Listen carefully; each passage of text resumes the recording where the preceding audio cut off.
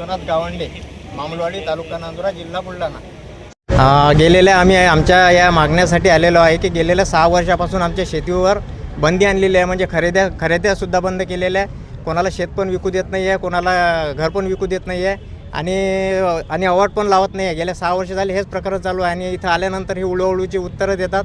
आणि इथलं पत्र इथं येऊन जवळपास आम्हाला 3 वेळा येऊन झालेलं आहे. एक पत्र इथून बुलढाणा जातं, बुलढाणावाले सांगतात आम्ही यांच्याकडे दिलेलं आहे जिगाव प्रकल्पाकडं.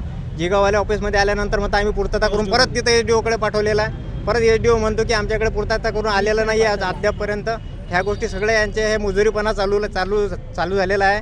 त्याच्यामुळे आता आम्ही आतापर्यंत तुम्हाला मोबदला किती मिळाला आहे? आतापर्यंत आम्हाला 1 रुपया सुद्धा मोबदला मिळालेला नाही आहे. परंतु याच्या पुढे आता आम्ही त्यांना 1 तारखेचा इंटिमेशन दिलेला आहे. जर 1 तारखेपर्यंत 18 मे तारीख त्यांना इंटिमेशन दिलेलं आहे. 18 तारखेपर्यंत जर आमचा मोबदला मिळाला नाही तर काम बंद आंदोलन आम्ही छेडणार आहोत. याची त्यांनी नोंद घ्यावी व त्यांनी आमच्या लवकरात लवकर मागण्यांचं पुनर्वसन करण्यात यावं. धरण बंद करून ठेव.